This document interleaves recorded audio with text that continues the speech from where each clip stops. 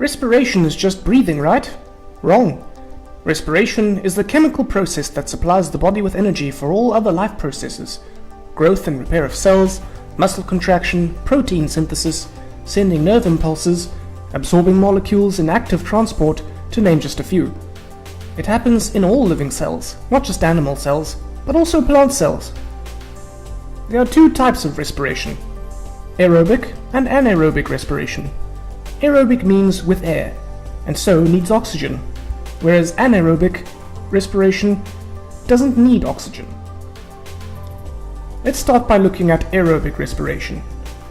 Aerobic respiration releases energy in cells by breaking down food substances whilst in the presence of oxygen. It is represented by this simplified equation. But don't forget the energy which is released.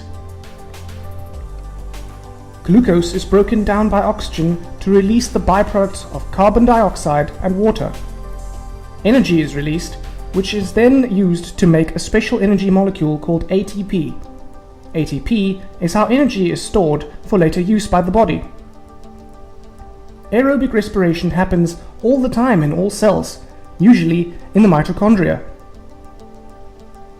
Animals get the oxygen needed from the air through their ventilation systems. Plants get their oxygen from the air through the stomata. Do you remember how photosynthesis works? Compare these two equations. You can hopefully see that aerobic respiration works in the opposite way to photosynthesis. Plants produce their food by photosynthesis and then through respiration release energy from it. But don't be confused. Whilst plants do release oxygen as a byproduct of photosynthesis, they don't necessarily take in this oxygen for respiration. They just take in any oxygen from the air. Plants respire throughout the day and night, as do animals, but they only photosynthesize during the day, when there is light available. So this is how aerobic, or with air, respiration works. You just need to remember that glucose is broken down in the presence of oxygen to release carbon dioxide, water, and energy.